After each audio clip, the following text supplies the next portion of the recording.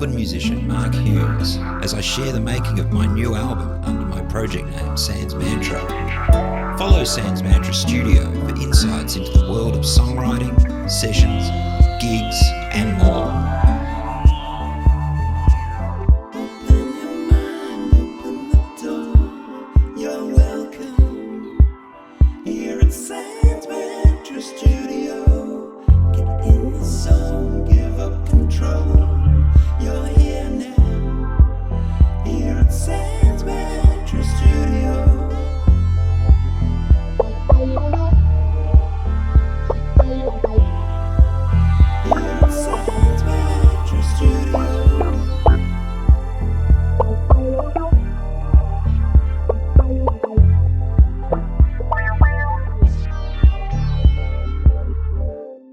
Hey there listeners, greetings and welcome to another week of Sanz Mantra Studio, episode 13 in fact. This week I've been working some more on my next single, City Shrink, and I've actually been working on it instrumentally, so I took the vocals off just so I could concentrate on the band. And it's actually quite interesting without the vocals.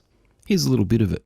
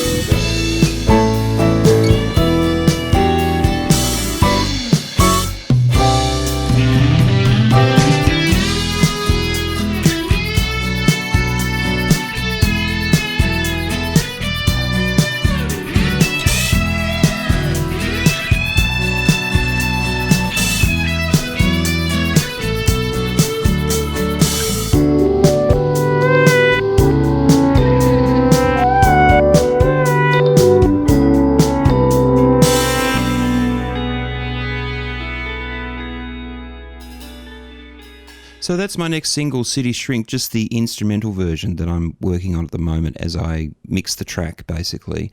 I hope you enjoyed that. And listening to that, I remembered that my good friend Ashley Smith plays the bass on that track. And that reminded me that I have a band gig coming up for the first time in a very long time. I'm actually going to be playing with Ashley and two other good friends of mine, Paul Richards, who regular listeners will know as the voice of Peggy's neighbour on this podcast, and hello. When you sit down to play the drums, you don't just play the bass drum, you play the bass drum, the snare drum, the tom-tom, the big tom-tom, the bigger tom-tom, the crash cymbal, the ride cymbal, maybe a cowbell, you know. And my good mate Lyndon Wesley, who I've mentioned a couple of times in previous episodes as well. And we've got a blues band called Tuco's Grill, which we put together just before the pandemic hit, and we had 3 goes at trying to get a date. We had 3 dates booked, basically, and we had to postpone every single time. So this will be the 4th time, and I'm hoping that the 4th time will be the charm. So actually, to quote Lyndon on Facebook this afternoon, he said, "We're the band that the pandemic couldn't kill," We're called Tuco's Grill, and the band is basically, I call it a blues band, but it's not a traditional blues band. We've got some funky grooves, and we've got some different arrangements of some classic blues songs as well. So it's a bit different. So it's myself on vocals and guitar, Lyndon on vocals and guitar, Ashley on vocals and bass, and Paul on drums and wisecracks. So we're called Tuco's Grill, and we're playing at Club Altona in 113 Civic Parade in Altona on Sunday the 6th of March at 3:30 p.m. So put that in your diary and come down and say hello if you're in Melbourne. It's going to be a fun afternoon. So I thought I'd play one of the tracks that would give you an idea of what we'll be playing at this gig. And this is an extremely old demo. It's a funny thing. I've been playing a lot of these tunes with Paul on drums with different combinations over the years. But ever since I started recording my original material, I guess we haven't done any more recording of these different sort of funky blues bands. And like I said, this is one of the demos that we did very early on. So I shudder to think what year this was actually recorded in. I'm not going to tell you, but suffice to say it was a long time ago, but I think it still stands up. And this is myself on vocals and guitar, Paul Richards on drums, our good friend Albie Sutherland on rhythm guitar and lead guitar as well towards the end.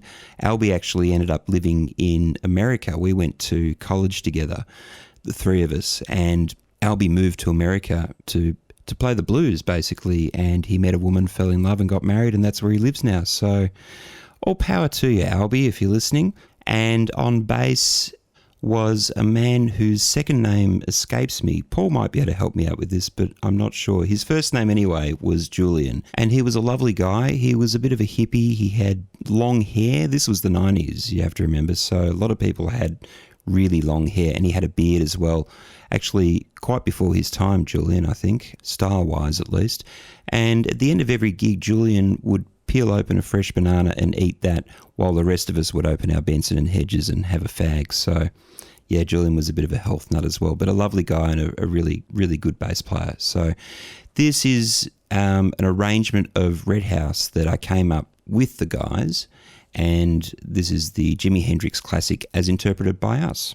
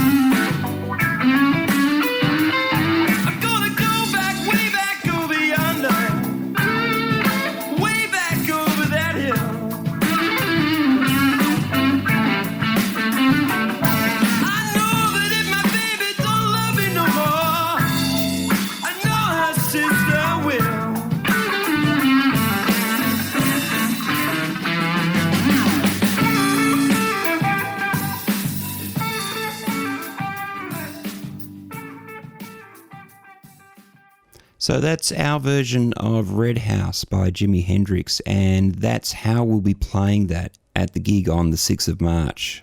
Fishing around for that track on my hard drive just now, I came across another track, a demo of, well, another Jimi Hendrix track actually, Voodoo Child, which I put together, which I hope to do with the band at some point. This coming gig, we haven't had a lot of time to rehearse, I think due to, lockdown and, well, mostly lockdown, I guess, but we're going to be playing stuff that I think we all kind of know pretty well, so we're not doing any really sort of terribly ambitious arrangements. I'm not trying to put you off here. It's going to be great.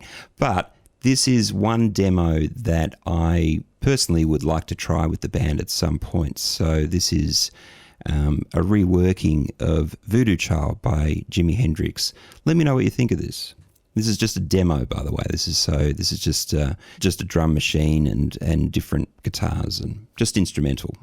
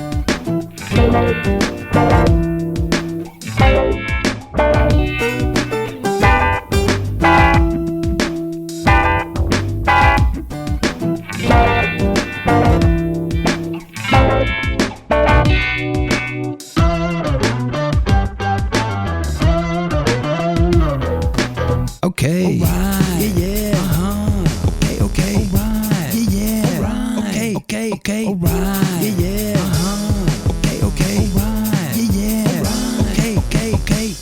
Okay, so going back to my instrumental mix of City Shrink that I shared earlier in this episode, it was interesting to me to see SoundCloud suggest hashtags for genres for this song when I uploaded it. I have a private SoundCloud account that I use primarily just to listen to rough mixes that I'm working on. So when I've finished a mix for the day, I'll upload it to my account and then I can listen to it, wherever I am in the car or walking or whatever it is. So when I uploaded the mix that I was doing with the vocals a week ago, it was saying just simply hashtag pop was the suggested genre, which, cool, I consider it to be a pop song, albeit perhaps a slightly retro pop song, I guess. It certainly doesn't sound like what qualifies as pop in the year 2022. It's definitely a retro sort of pop song. But interesting to see when I uploaded this instrumental version, the hashtags changed, and quite dramatically, from pop to hashtag jazz and hashtag jazz fusion, which really did make me smile because just the simple inclusion of vocals on this track made SoundCloud think that it was pop. And because it's got, I guess, some jazz chords in it, just the instrumental version, it homed in on those elements and suddenly it became a jazz fusion song. So that was really intriguing to me, and that made me think about the fact that what I've tried to do with this song, City Shrink, what I try to do with all my writing is I strive for originality above all, which is very hard to do, especially when you're trying to create something that's worth listening to, I suppose. I mean, I don't think it's that hard to be original if you really take things to extremes, but to do something that people want to listen to and is still original is quite hard to do, and I'm not saying I achieve it. Hopefully I do at times, but I do feel like there are elements that are original in this song, and I'm quite proud of it for that reason. But this sort of led on in my head to how so many songs are really just echoes of other songs, and there are so many songs that really are kind of rip-offs of other songs. And this is something that my friend Paul and I text each other about all the time. We're like train spotters with melodies, and a couple of times a week one of us will text the other one and say, hey, I've got another one for you, check this out, such and such a song equals such and such a song, and usually the other person will go, yep, that's right, I can hear it. And I have to say that Paul's quite hardcore about this. He has a rule, he's read this somewhere, I'm not sure if it's true or not, but apparently if you've got 4 or 5 notes in a row of a melody, then that constitutes a lift, quote unquote. But in Paul's mind, if something is a melody from somewhere else, no matter what has happened to it, whether it's, whatever context it's been put into in regards to the chords underneath, and I guess I should illustrate what I mean by that. So say if you've got a song that goes like this, a melody that goes, a very simple thing, just, dun, dun, dun, dun, dun, dun, dun. Say that's your verse melody. Now that's a famous song, and then suddenly you hear another song that sounds like this. Dun, dun, dun, dun. Dun, dun, dun, dun. Now, most people would probably say that's pretty similar, even though technically you could argue that the chords underneath do change the essential nature of the melody. So on the one hand, we've got da, da, da, da. Probably doesn't help that I'm playing it in the related chords. So I'm going from C major here to A minor, and those chords are actually related in music theory. But maybe if I go like this. Dun, dun, dun, dun, dun, dun, dun, dun. So I'll do this one in the first one again. Okay, bear with me. Da, da, da, da. It's a great melody, don't you reckon? Da, da, da, da. Then da, da, da.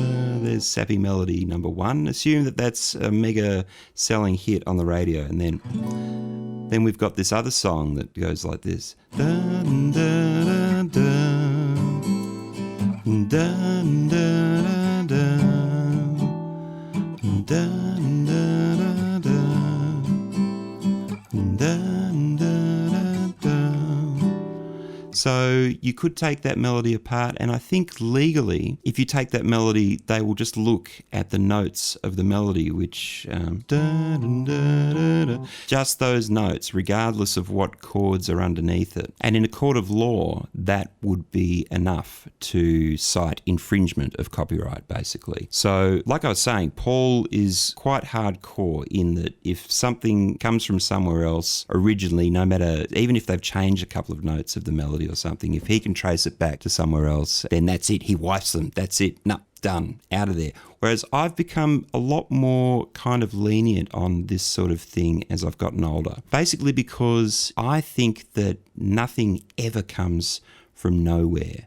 I think everything has its seed in something that's gone before, whether we realise it or not. And I think that our brains are sponges for information, which is pretty obvious, really, they are. But especially musical information too. There's a lot of music that we've listened to that's in there that we don't even know about, that just comes out unconsciously. So I think that just like styles and genres of music influence each other and become something that is from a single place, say a region or a time, or a decade, an era, and that influences everything else around the same time or place, then I think the same thing happens with us with music that we listen to throughout our lives. So I thought it might be interesting just to talk about this and perhaps look at some different songs that are actually lifts, I suppose, in terms of how close they are. And everyone knows about My Sweet Lord by George Harrison, which copied pretty much note for note He's So Fine by the Chiffons. And that was quite a famous case. And I think George Harrison had to actually pay some money to the writers of He's So Fine. But another one was when John Lennon came along with Come Together. I think he showed it to Paul McCartney first. And it really was a direct lift of You Can't Catch Me by Chuck Berry. And the Beatles were famously big Chuck Berry fans. And this is all in documentaries that anyone who's into the Beatles has probably seen. So what happened was Paul McCartney said to John, look, you can't just do that. He came along with this song going, here, come on, flap top pick. And it was really fast. It was the same sort of tempo as Chuck Berry's song, which was, quite a sort of...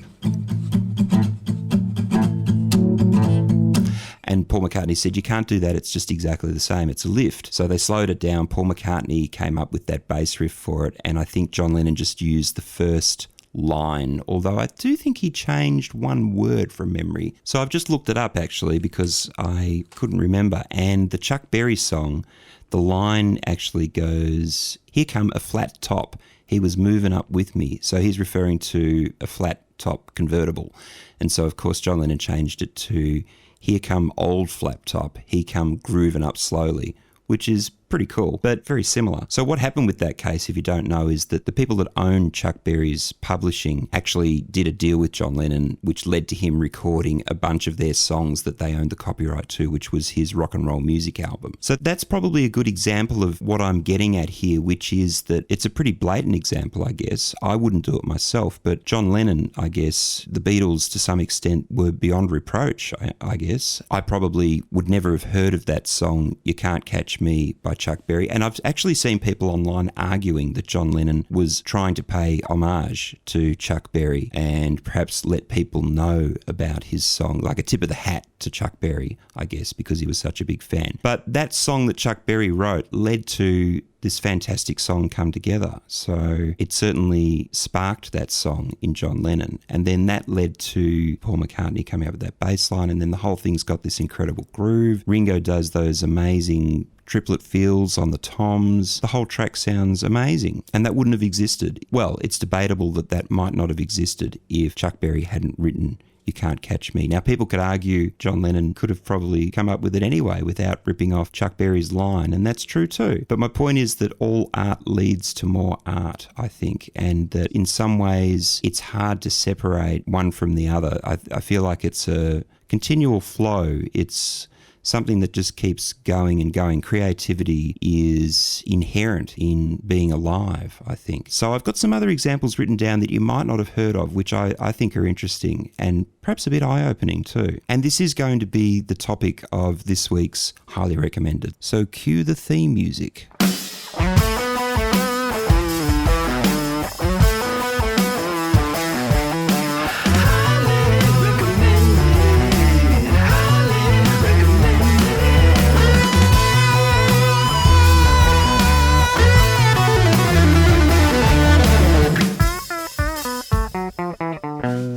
So some other songs that bear striking similarities to each other include one by Sting, which you may not know about, and this is Sting's famous song Fields of Gold, which goes a little bit like this.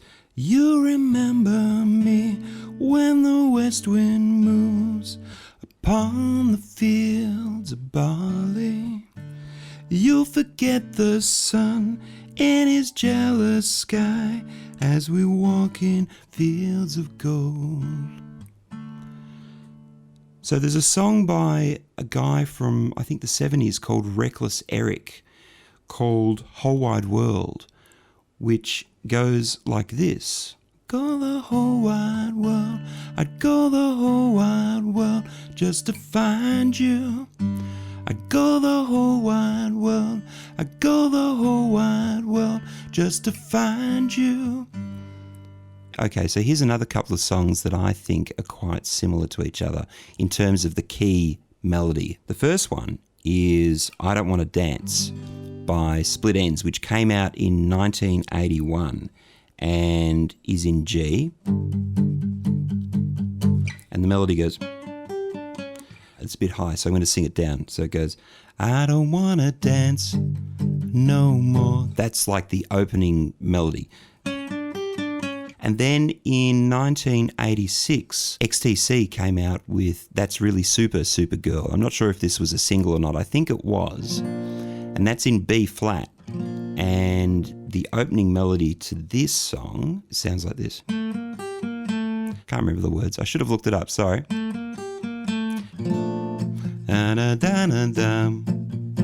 So you've got this in G. They're not exactly the same, but the rhythm's the same.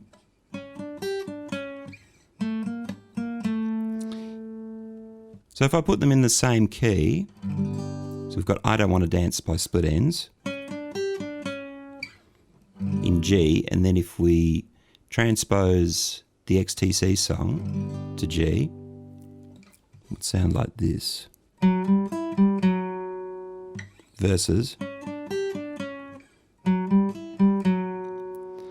So really, it's not exactly the same combination of notes, but it's pretty similar. You can see what I'm getting at here. So given that split ends were kind of happening in England in the early 80s and Andy Partridge from XTC, I think maybe the split ends song influenced the XTC song in this instance. I've got a couple of others here, but I won't go on demonstrating them on the guitar. I'm just going to put them in the playlist for you to check out. And I'm going to make this playlist collaborative too. So if you're on Spotify, you can add songs to it as well. But don't add just one song. If you're going to do it, add two so that you've got the first song that came first and then the song after it that was influenced / copied or ripped off, lifted, whatever you want to call after it.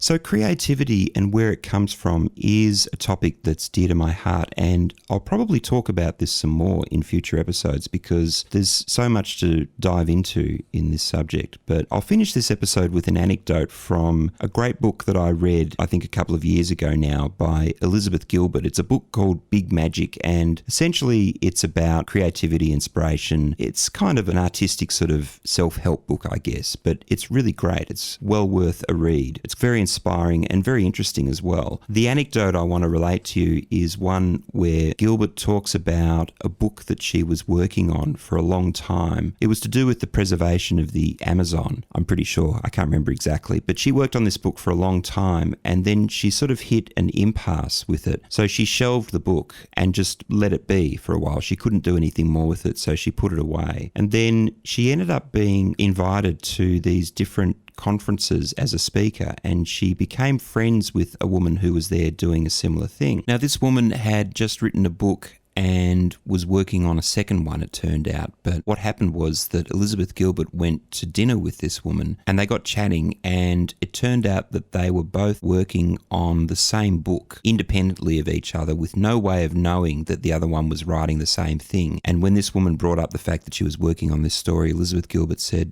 "That's exactly what I've been working on up until very recently." And they compared notes and they were both stunned to see that they'd been working on exactly the same thing without any idea of each other, without even knowing each other before this conference. So Elizabeth Gilbert goes on in her book to explain her theory, which kind of sounds a bit out there, but makes a lot of sense to me, which is that ideas are actually entities unto themselves, and they're looking for a host to attach to realize themselves. So they're flying about in the ether until they find a suitable host which will bring them into being, which will manifest them into the world, as it were. So what happened with Elizabeth Gilbert's book idea was that, if you're going along with this theory, is that the book that she was writing, the idea in this case, realised that Elizabeth Gilbert wasn't going to bring it into being because she'd put the book in the drawer, she'd shelved it, and it had somehow found its way to this woman instead, who was going to be a better vehicle for bringing this idea to life. And why I say that makes sense to me is because many, many, many years ago, one of the first songs I ever wrote was a song called Mad About You. It was,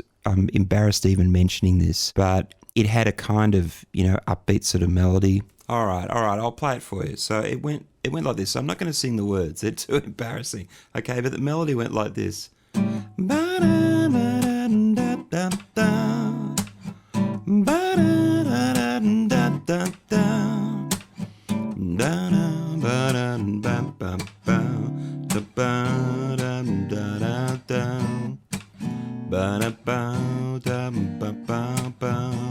And of course, the start of that. For people who were around in the 90s, you'll remember the song from the theme tune of the show of the same name, Mad About You, which sounds an awful like that. The Paul Reiser, Helen Hunt show. And I remember friends coming up to me and saying, "Hey Mark, your song's on that show now." So the thing was, I did write this song, I recorded it, but I never really did anything with it. So I feel like the song found its way into this show. It found its purpose, as it were. And I think that happens all the time with ideas. In fact, I may have mentioned this in a previous episode, but there's a saying, I can't remember who said it first. I think I first read it by Nick Cave, which is him talking about his writing habits, and he'll clock on in the morning, like at 10 o'clock at his office with a piano in it, and he won't clock off until 5 o'clock or whatever it is. And he's there every day when he's writing. And the reason for that is that he said that if his muse comes calling, he wants her to know where he is. He doesn't want her to have to go and visit every bar in town to try and find him. So to finish up this week, I'm going to quote from an article in Vulture about Michael Jackson's last tour, which this article is saying was spurred on by Prince's return to the live scene and becoming a touring act again to deal with. So Michael Jackson had huge creative ambitions for the concert. They were beyond anything he'd ever attempted. With the budget already past $24 million, Jackson told his team he wanted to recreate one of the world's largest waterfalls on the stage. "I was ready to jump off the balcony of my office," Phillips says. "We went and met with Michael, and Kenny said, 'Michael, you've got to stop. We've got an incredible show. We don't need any more vignettes.' Michael said, 'But Kenny, God channels this through me at night. I can't sleep because I'm so supercharged.' Kenny said, 'But Michael, we have to finish. Can't God take a vacation?' Without missing a beat, Michael said, 'You don't understand. If I'm not there to receive these ideas, God might give them to Prince.'" Mad props and extreme gratitude, as always, to the following people in alphabetical order. Thank you, Anthony Ray, Beck Godfrey, Campbell McNaughton, Jill Harvey, Gordon Thompson, Jody McNaughton, Justin Slay, Logan Sinclair, Lyndon Wesley, Neva Connell, Nicola Platt, Paul Appleman, Paul Richards, Pete Sim, Salman Khan, Sharon Swan, Sylvia Bucks, Warren McCall-Jones, Barbara Renz, Paul Hughes, Natalie Guglielmi, Graham Hughes, Gloria Kennedy, and especially to my ever-loving family, Helen Hughes and Bailey Hughes. Thank you so much for streaming this and listening to the end if you're still here. Have a great week, and I'll see you next week. And don't forget to...